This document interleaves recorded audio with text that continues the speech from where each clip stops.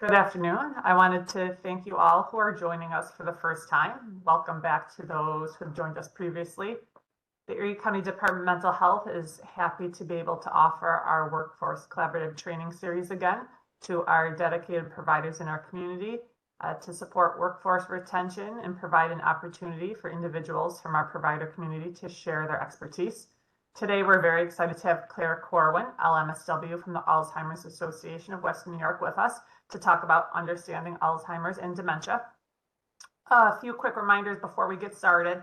At the end of our session here, we'll be asking you to complete a very brief evaluation. We hope that you just take a few moments to fill this out so we can continue to improve our collaborative.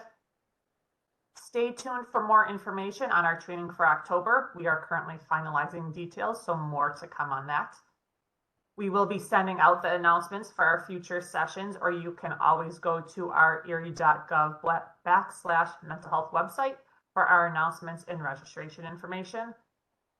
All of our presentations and recordings for our past offerings are posted on our website, so we'd encourage you to check those out as well.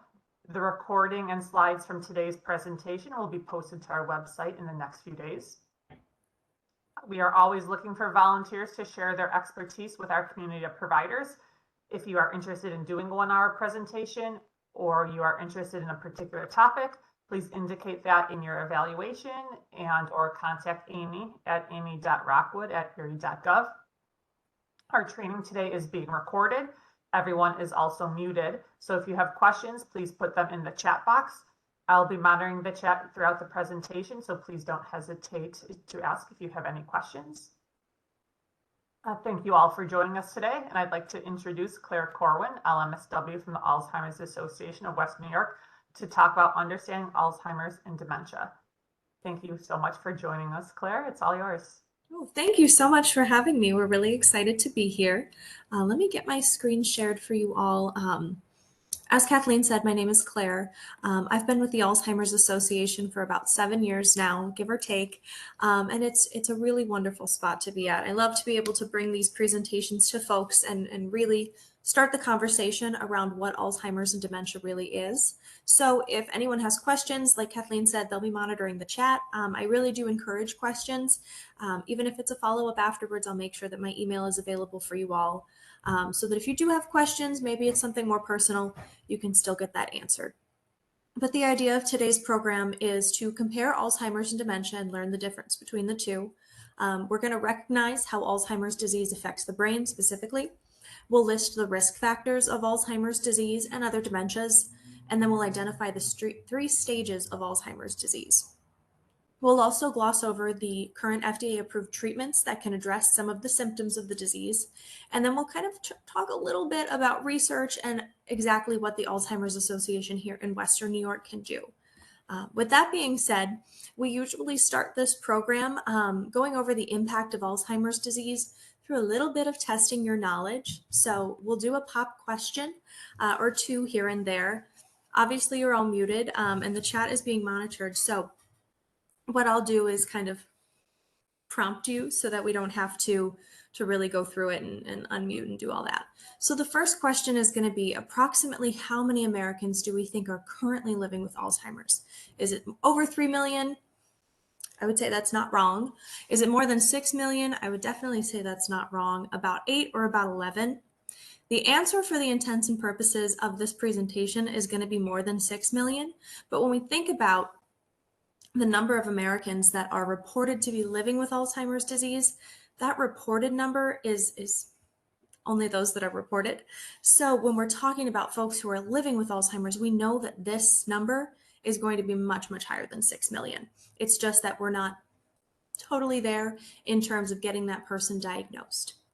So if we're to piggyback off of that question, knowing that there are over 6 million people who are living with Alzheimer's disease in America, how many people do you think provide unpaid care for those people? Is it about 8 million? That wouldn't be great. Is it over 11 million, 14, or 18? Again, for all intents and purposes, it's over 11 million, but I would say that number is much, much higher. So when we think about this, we know that Alzheimer's disease doesn't just affect those 2 populations. it affects them as a whole and also has much more farther reaching impacts. So when we talk about these numbers, know that it doesn't just affect that one person or their two caregivers. We're going to go over a little video about the facts and statistics of Alzheimer's disease and kind of talk about some of the things that I am personally always surprised at and that people like to discuss.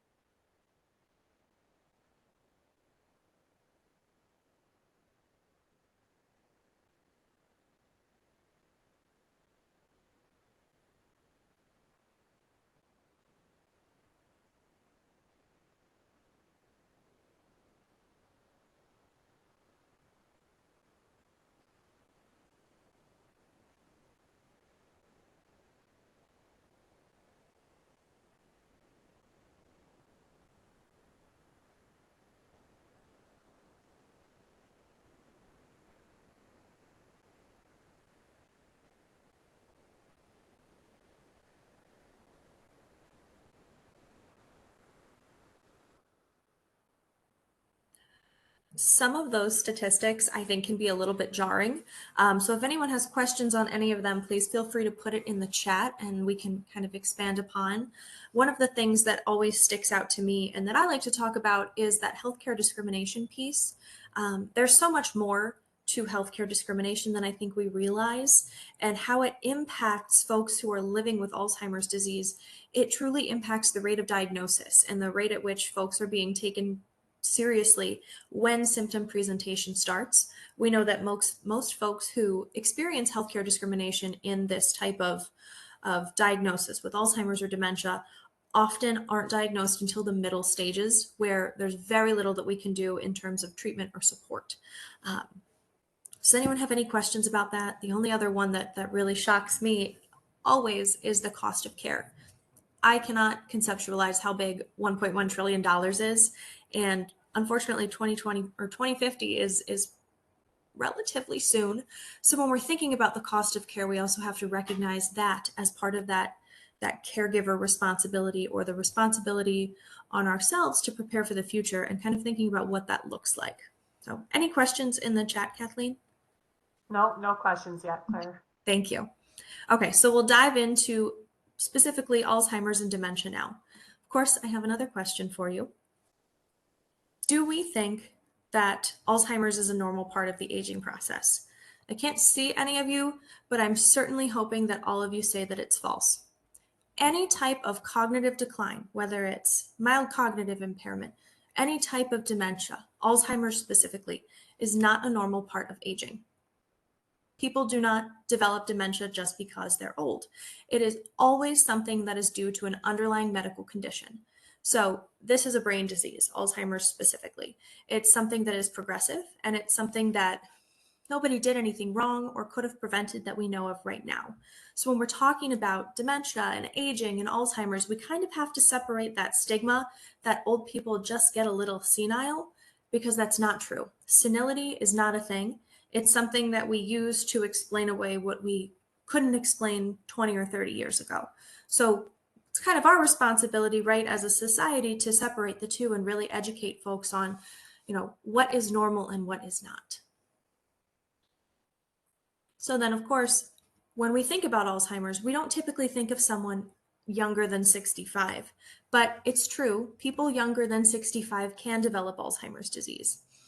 It is much less common. About 10,000 people every year are diagnosed with younger onset Alzheimer's disease, but it is still something that's extremely prevalent. And it's really impactful when you think about someone who is, let's say, 45, diagnosed with Alzheimer's. They don't have their retirement. They likely don't have plans for future care set in place yet. Maybe they still have children in school. Maybe they're still in the middle of their career. They haven't even thought about retirement in 20 years, or what they want to do, or what their care is supposed to look like. So when we're thinking about those things, we also have to think, gosh, what are the gaps in care that we can help to fill, truly?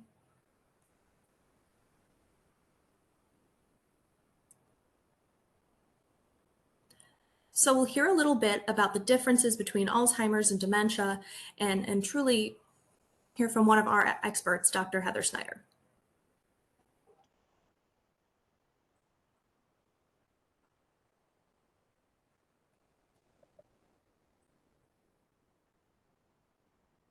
We're not hearing any sound. Yep, hold on a second, Claire. I don't hear it on my end either. No worries, because I've heard that 8,000 times and I can pretty much tell you exactly what she says. So dementia is our umbrella term. There are many different causes for dementia. Alzheimer's is a specific type of dementia. So what that means is dementia is our collection of symptoms. It's cognitive decline, it's problems with problem solving, we'll say logical thinking or problem solving steps, maybe issues with behavioral changes, things like that. That is dementia. Those are the symptoms, but what specifically causes it would be Alzheimer's disease or Lewy body dementia or frontotemporal dementia. There are all different types, but essentially dementia is our collective term. So the way I explain it to people is if I asked Kathleen to go to the store and get a loaf of bread, she would go to the store, she would get to the bread aisle, and she would say, "Okay, Claire, I'm here. What kind of bread do you want?" And I say, "Oh, Kathleen, that's a great question." Alzheimer's is probably our white bread. It is the most commonly diagnosed form of dementia so far, at about 60 to 80% of cases. Then there's vascular dementia, which is caused by a lack of blood flow to a certain part of the brain, often caused by a stroke. There's frontotemporal, which affects the front part of your brain, as you might have guessed, a lot of behavioral changes and speech difficulty there, as that's where those things are housed in the brain. And then there's Lewy body dementia, which is caused by a protein called alpha-synuclein protein. So as you can see, there are many different types. There's all different types of bread, but they're all still bread at the end of the day. They all have the same collection of symptoms. They're just caused by different issues within the brain. So I hope that makes sense. She does a better job of explaining it, but I think I usually get the gist of it.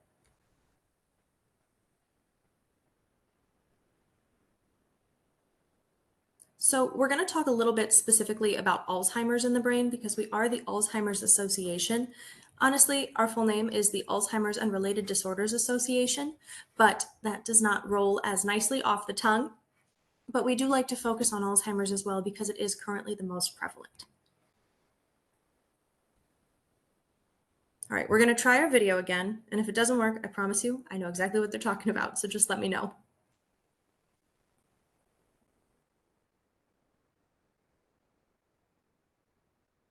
No, I'm not hearing it this time either. That's all right. So what he's saying is that more than 100 years ago, in 1906, Dr. Alois Alzheimer's discovered Alzheimer's in the brain, hence the name Alzheimer's disease, Dr. Alzheimer.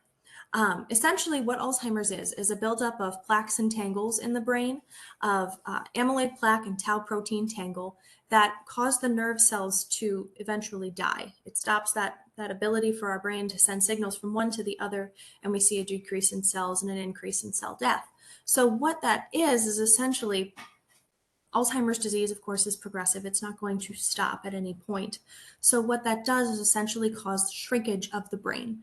So where we see a healthy brain might be very, very close together. The grooves are point A, point B. It's very tight and easy to jump to.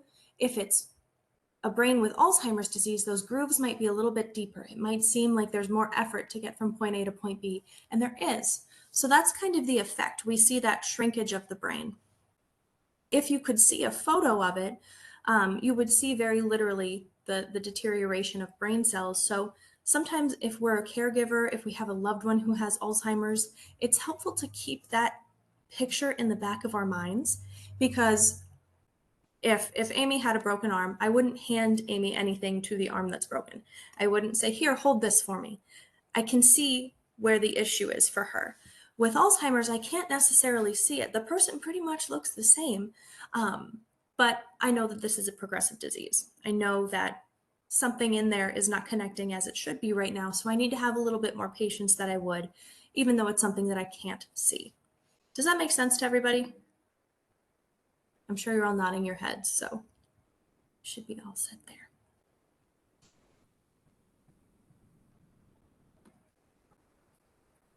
And Alzheimer's, of course, we think of Alzheimer's as memory loss alone, but truly along with that memory loss comes a whole bunch of other symptoms. So it's really important to understand that not only is it memory loss, but it's difficulty planning, it's behavioral changes, it's anxiety around memory loss, it's frustration, it's anger and sadness, and sometimes a lot of social withdrawal as well due to all of those symptoms. So when we look at it, it's much more farther reaching than just memory loss.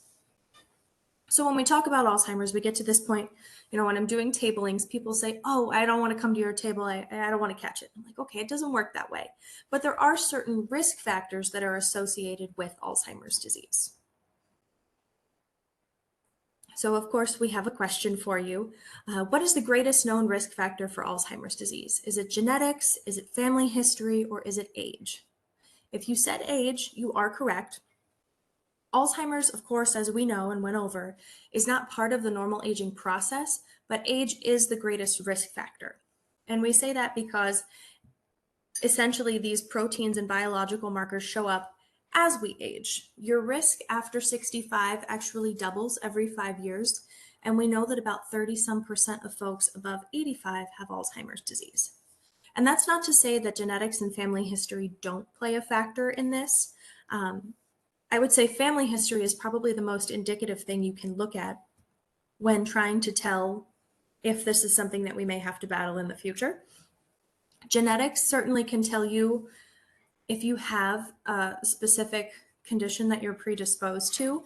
But I would say with Alzheimer's disease, because of the genetics that are involved, family history, again, is still going to be the most important part to look at. Is there a history of a grandmother, a mother, an aunt, whoever that has Alzheimer's disease? There are genes that are connected to Alzheimer's. I know that there's a video coming up with it that will explain it, so I'll explain it to you instead. There are two different types of genes. There's the risk gene and the deterministic gene. The deterministic gene you don't have. It says, yes, 100% without a doubt, you will develop Alzheimer's disease. I am willing to bet you do not have that. What you may have if you undergo genetic testing or have a very strong family history is something called the risk gene. And this is going to tell me nothing that my family history doesn't already. It's going to say, okay, Claire, you have a risk of developing Alzheimer's. And I say, okay, thank you. I already knew that. So it's really important when we're talking about genetics to not get so hung up on the black and white, because it's not 100% yes or no. And that being said, we know that there are also lots of different types of dementia. So whether or not I have the gene for Alzheimer's disease doesn't mean that I couldn't suffer a cardiovascular event, lose blood flow to a certain part of my brain, and then develop vascular dementia because of that. So when we're talking about Alzheimer's, again, it's age and family history. And we'll just skip right past this video. Alzheimer's disease is marked by specific brain changes.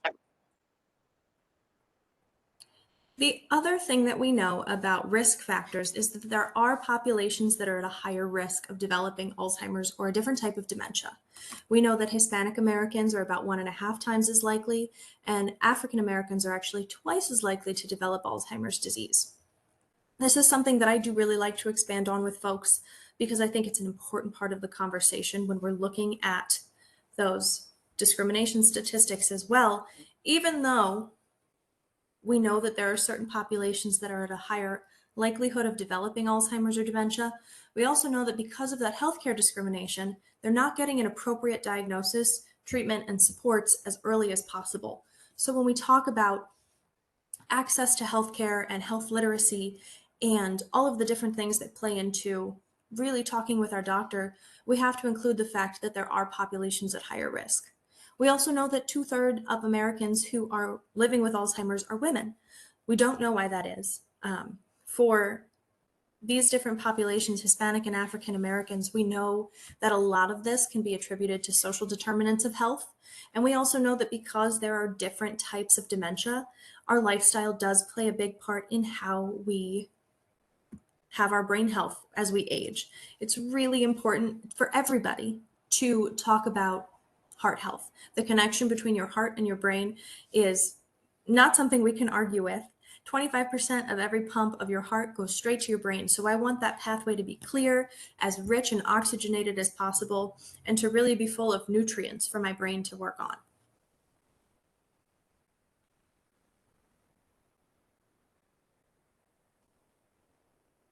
So to recap this very, very quickly, age is our greatest known risk factor. Family history and genetics are certainly something that play into it, but if you have the family history, this is probably going to be your greatest indicator. And then we know that there are certain populations at higher risk, so it's important to have these conversations and bring the conversation to the table, especially if we are a healthcare provider of any kind. One of the things that I think is really important to go over as well is the stages of Alzheimer's disease. A lot of the times when I get people in our office, they say, okay, can you tell me what point we're at? Can you tell me where I'm at? How long I have to go with this? What is the typical rate of progression? And I say, I would love to be able to tell you that, but truthfully, there is no typical way that someone follows it. Kathleen's brain is totally different than my brain, and our brains are totally different than Amy's brain. On top of all that, there are other types of dementias. We've lived very different lives. We have very different lifestyles. So when we're talking about the progression and the stages and what our experience will look like, it's very, very person-centered. It's very unique to that person and to their caregiving, to the situation that they're in, as well as their health in general. So long story short, don't get too caught up on things. I'm going to take a bet and say that these probably won't play, but that's okay. I, again, totally know what they say. So there are different testimonials from folks who are living with Alzheimer's disease, and they talk about how frustrating it is to be living with Alzheimer's. I think when we do these programs, we can talk a lot about the science, we can talk a lot about caregiving, but very rarely do we get that glimpse into what it is to be living with Alzheimer's disease or any type of dementia. And we kind of miss that part of what care is supposed to be about. We miss that person-centered, compassionate piece. So this video talks about how it's a different kind of forgetting. She used to be a fantastic and voracious reader. She would go through a novel a day, which is fantastic. But now that she's diagnosed with Alzheimer's disease and in the later early stages, she's no longer able to read a novel. She's no longer able to fill her day how she wants to, how she would typically, and how to keep herself entertained, she has to find other things that she doesn't necessarily enjoy. So that's very disappointing. So when we're thinking about people who are living with Alzheimer's, we have to understand they're losing parts of what they really like to enjoy. They're losing things that keep them entertained. They're losing the ability to have some of that control over their own life. And that's very frustrating. So I think when we're talking to people, we have to build in ways to really engage them and to keep them engaged at the level that they're able to engage at. So rather than presenting someone with a novel and saying, oh, you're good for the day, maybe it's a collection of short stories, maybe it's a newspaper, something like that. So really, again, person-centered care. This gentleman in this video talks about how difficult it is for him to lose the ability to express himself. He finds that it's very difficult to stay in a train of thought for folks, and in a conversation, he often finds himself withdrawing because he's no longer able to participate and find the words at the right time to where it relates to the conversation. In the video too, when he's speaking, someone actually, their phone dings, just a quick text tone, but that actually throws him off of his train of thought. It's that easy, it's that simple to distract someone, and how frustrating it must be in a crowded environment to be distracted in that way, to not be able to find the words that we're looking for, to not be able to participate in a conversation with my friends because the environment is so distracting to me through no fault of my own. So even losing the words and the ability to communicate. This woman in this video will talk about how frustrating it is for her to just do daily tasks. She resets her password every day. She has to write notes all over the house, and her house is now covered in notes, so she feels like she's not living in a clean environment where she's able to thrive. And then this gentleman talks a lot about how he's surprised that his dementia is progressing. As someone who's living with it, he didn't realize that it was going to continue to progress. And it's very difficult for him to think that it will continue going in that way. And so he says that it's really important to live for today. And I think that's good advice for both our people who are living with dementia, live for the moment, live for today, but also for our caregivers. Sometimes you will do things and that person will not remember it, and you have to enjoy the moment when you're in it. It can't be for any other reason other than enjoying where we're at. It's not helpful to live in the future knowing that this will continue, but it's also not helpful to live in the past because I know it's not going to be at that point again. Does anyone have any questions so far? I don't see any questions yet in the chat. Okay, great. All right.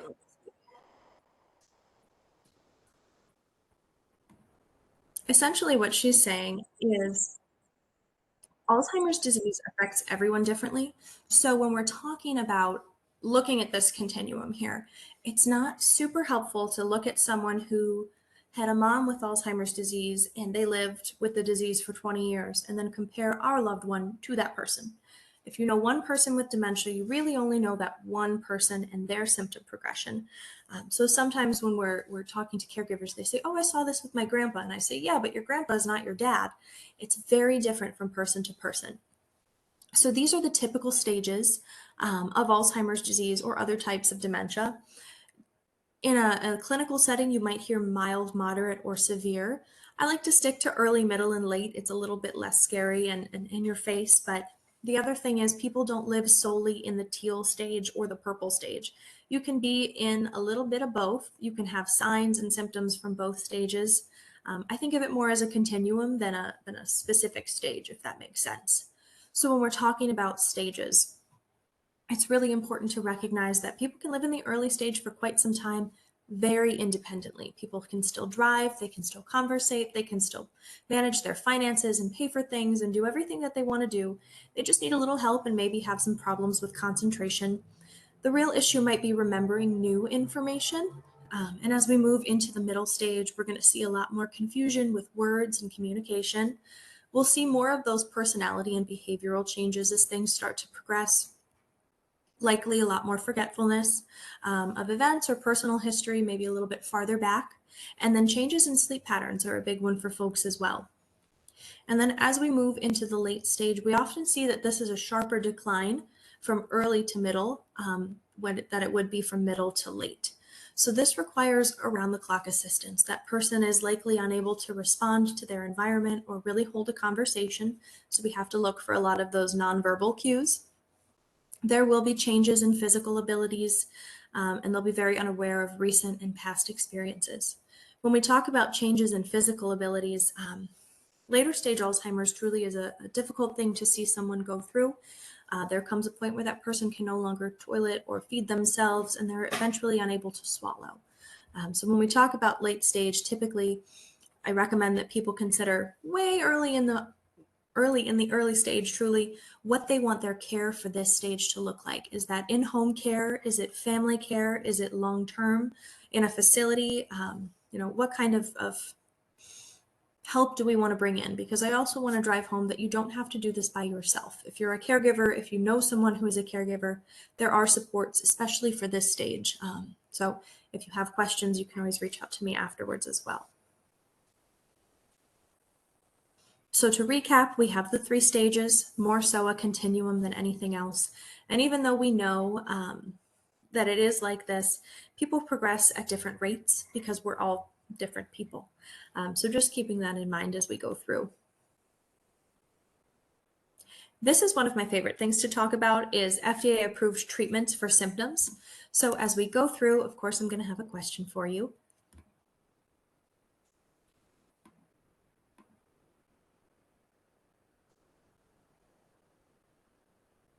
The current drugs help address symptoms but do not treat the underlying cause of the disease.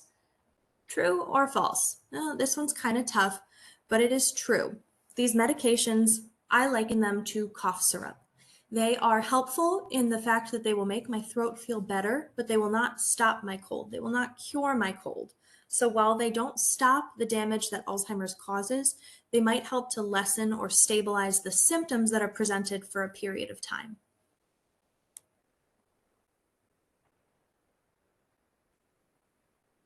This is tough too, because our doctors don't really talk about it as much as we'd like. They send us home with something like an Aricept or a Namenda, and they call it a day. And we don't realize that that's not actually a cure. It's something that helps me feel better, but doesn't necessarily get me to the point that I want to be at. Well, let's see if I can get it to this.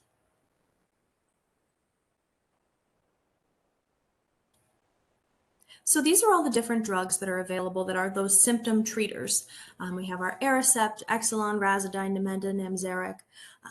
What they do is essentially make that person feel a little bit better, give their brain a little extra jolt of energy to get from point A to point B. But they are most effective in the early and middle stages of Alzheimer's.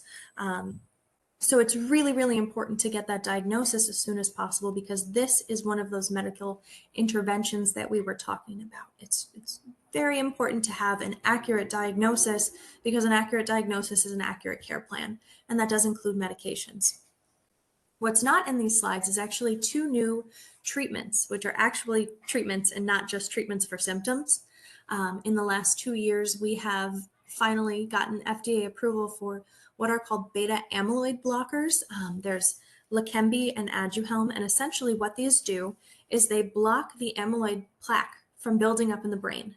They, again, are most effective and only approved for the early stage. So again, super important that if you're noticing something in yourself or your loved one, that we get that diagnosis started as soon as possible, because it is a bit of a lengthy process still. And it's something that we want to be able to intervene for that person so that they can see that improvement or kind of stave off the progression for a while.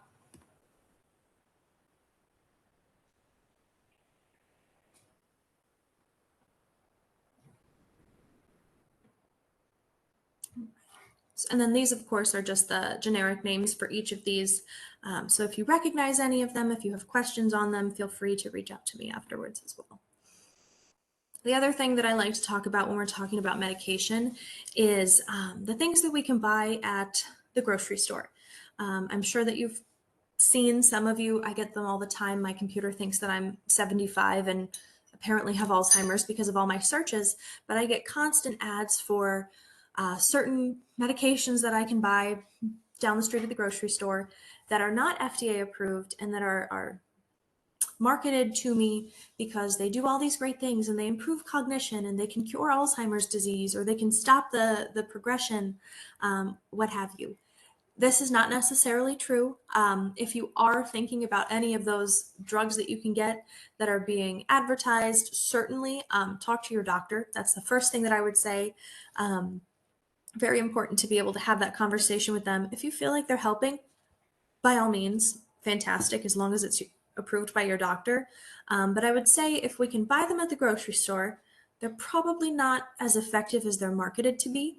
So my advice to you or to your loved one or to your neighbor, your friend, whoever, is to save that money and instead buy foods that are good for your heart and your brain.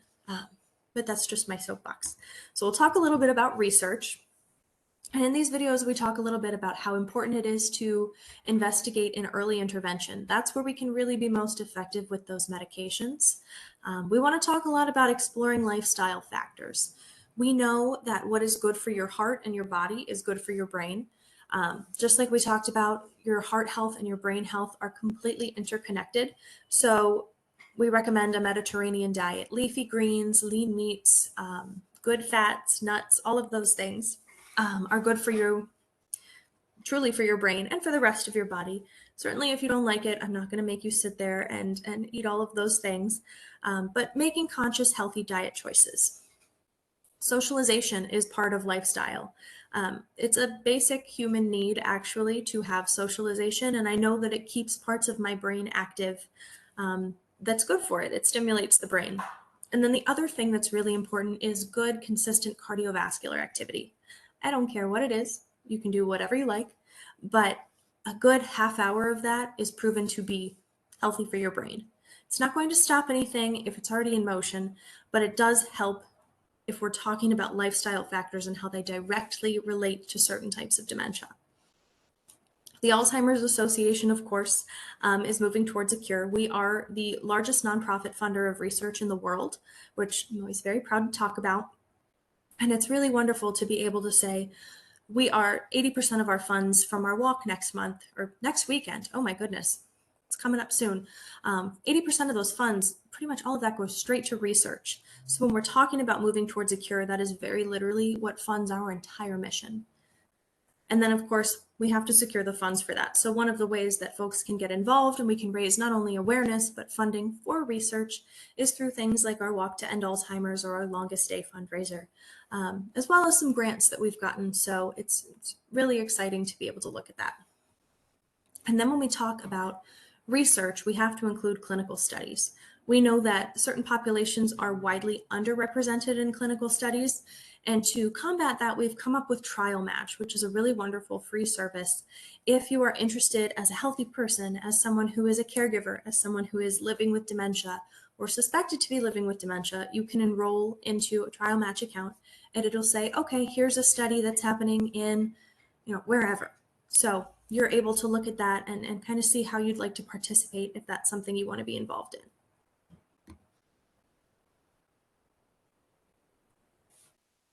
So to recap, we're understanding more. When we talked earlier about the social stigma that comes along with Alzheimer's or dementia, it's because we didn't understand what caused it. We didn't understand the correlation between heart health and brain health. We didn't understand or could see into the brain to see those plaques and tangles or those alpha-synuclein protein or the deterioration of the frontal lobe of the brain.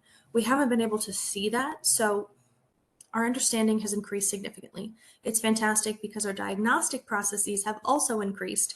So we're able to say for certain what type of dementia it is, rather than only using context clues.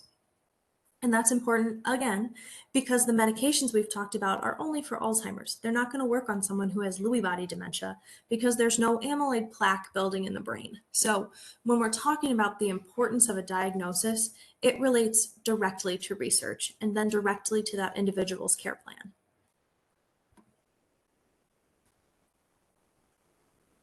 And now we're going to talk about my favorite part, which is, of course, the Alzheimer's Association and how we can help folks.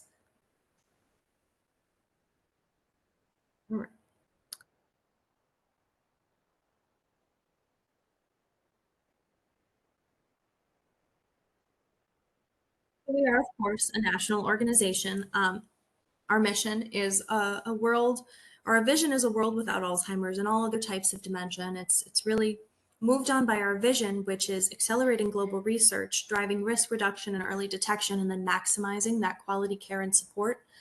So we cover all 50 states. We're able to provide service to any constituent who is in need. That being said, we do have some services that are very, very specialized for Western New York and available through our funding alone.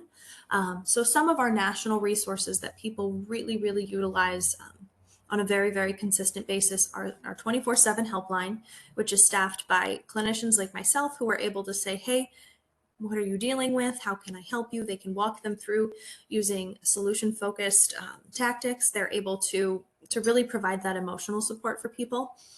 ALZ.org is our website, and that's like the informational hub for all types of dementia, for behavioral needs, for ideas on activities for home, for learning about the latest research or the latest way to involve yourself in advocacy on a state level, what have you.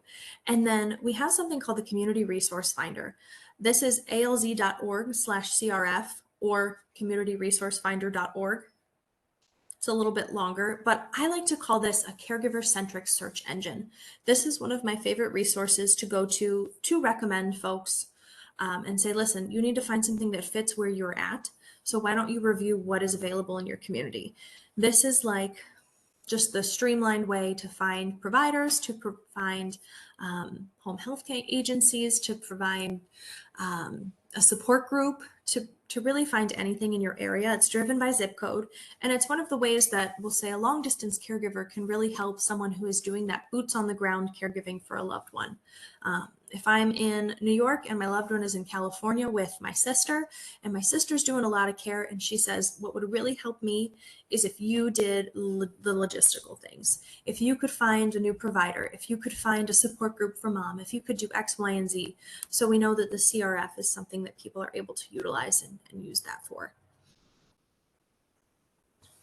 So that being said, there are certain ways to join the fight against Alzheimer's and dementia. One of our biggest fundraisers is Saturday, and that is our Walk to End Alzheimer's. It's at the Outer Harbor in Buffalo. It is fantastic. It's a really wonderful event. It's a way for people to come together, and it's a way for us to show that the fight is not ending. We are not giving up anytime soon, and we will continue to have these walks until Alzheimer's has a cure and people are actively being cured of it. We are a nonprofit and powered by volunteer delivered services. So we have tons of volunteers who go out over all of Western New York and who are able to provide services for folks, free education programs, lead support groups, who come in and even help me do data entry. Because some days I have 100 attendances to enter and not a single time to do it. We have folks who advocate on the state and federal level to make sure that progress is being made in funding for caregiver supports, in funding for research, in coverage of those medications that we talked about. Aduhelm and Leqembi, up until, oh gosh, I want to say a couple of months ago, were actually not covered by any insurer. So we advocated on our state and federal levels to say, why would you not cover these medications? It's discriminatory to not cover them. So now they are being covered by some insurers and are actually fully covered by the VA, which is fantastic. We have a lot more progress to go with that. Prior to coverage, they were about $26,000 a year. Now that they are covered in part, they're about $5,300 a year. And I like to say that there's no price that I wouldn't pay, but that is still a steep price tag when we're looking at families who are looking towards years of providing care for somebody. So we won't stop until that's fully covered. We have Trial Match, which we talked about, the Walk to End Alzheimer's. And then we also have the Longest Stay, which is an independent fundraiser. You can do whatever you want. You can hold a bake sale. You can do a golf tournament. You can pledge money for every mile that someone runs. It's whatever you like. That's kind of the beauty of it. But yeah, that's pretty much how you can get involved. When we're talking about the Alzheimer's Association here in Western New York, we offer a few more things. We offer those support groups that I mentioned. We have some all over Western New York. We have at least one, in every county that we cover. But we have a couple of specialized groups, which I think are really fantastic to be able to offer to folks. We have one for veterans who are caregivers. We have one for folks who are caring for someone who's transitioned to long-term care. We have some for wives, for daughters, for men. We have one actually that I'm very proud to say is one of, I want to say 5 in the country. We have a bereavement caregiver support group. So we have a group for folks who have recently lost someone from Alzheimer's or dementia, because it's a different type of grief. And I think it's important to know that other people are sharing in this experience with you. We offer care consultations, which is a one-on-one or 2-on-1 meeting. Sometimes it can be a family care consultation where someone will meet with one of our staff and they can just ask all the questions they want. They can talk about a care plan. They can say, I just really need some emotional support right now. It can be whatever they need. So that's very helpful.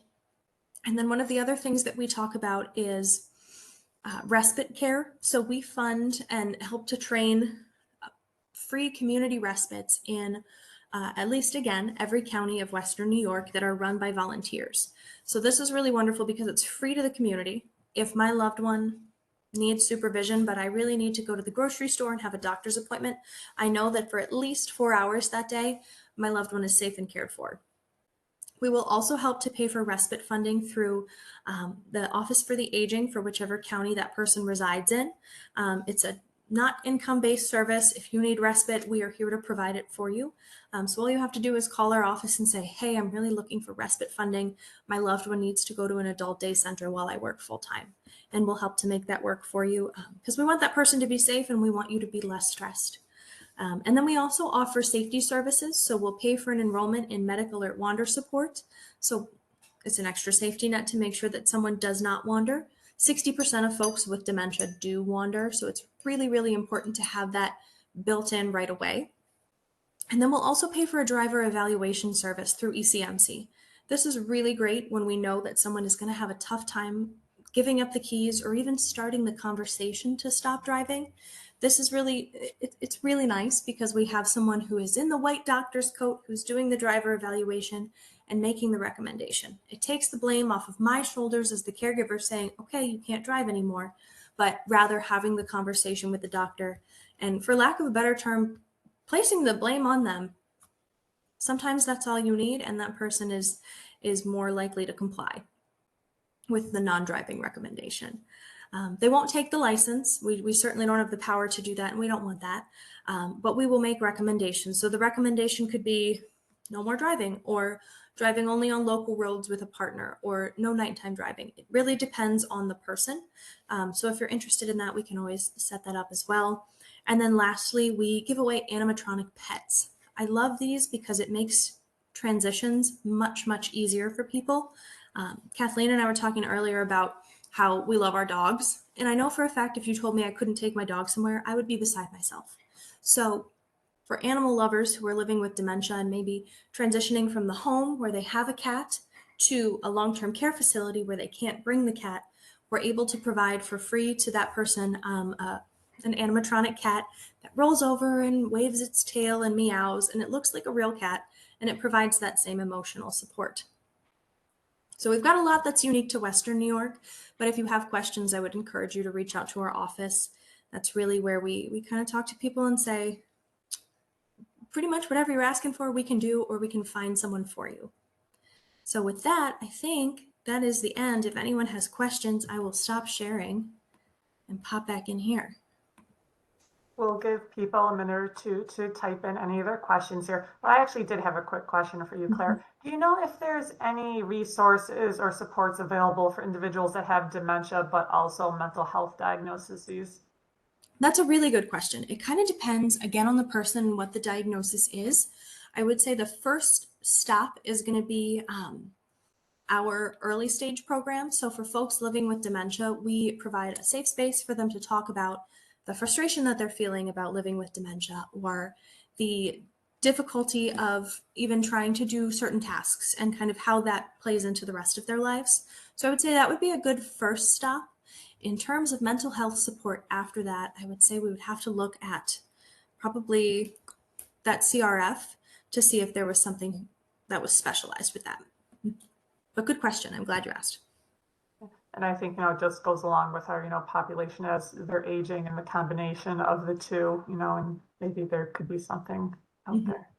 Well, and I'm glad you brought that up actually, because the first early stage signs and symptoms of dementia actually really mimic anxiety and depression, and we don't realize it. So when I'm talking to someone who's suspected of living with anxiety, depression, or dementia, we kind of talk about why it's more important to go to the neurologist to rule everything else out first. I don't want to go right to Alzheimer's with folks. I want to say, okay, well, let's make sure that it's not this, this, and this first, because those are treatable. So kind of going that route too. So I'm glad you brought that up. Sure. We do have another question that came in from Bob, and he said, assuming Medicare covers the bulk of costs associated with Alzheimer's, are there things that are not covered that we may want to anticipate for persons or families? That's a good question. So I think it depends on what you're asking more specifically. A lot of times Medicare does not cover, it covers 80% of that medication we talked about that works for the early stages, but it doesn't cover the caregiver supports. So when we're talking about respite care, when we're talking about, emergency respite, when we're talking about care for the person that's companion, not necessarily medically needed or necessary, those things really aren't covered. So you want to anticipate legally and financially the cost of care that might be associated, how we're going to pay for that, if there does need to be that look towards Medicaid, or if there is a long-term care policy in place. Those are usually my go-to first. Thanks. Another question, this one's from Andrew. My job involves talking to people in the older adult population. What tools or techniques would be helpful for talking to someone diagnosed with Alzheimer's? Are there, I just asked the question. Hold on one second. There's a second part of that. Are there any specific ways I should be talking, anything I shouldn't say or do? Oh, I'm so glad you asked that. So when we're talking about folks who are living with dementia of any type, they're likely a little bit older than you or I, and they have had a full life.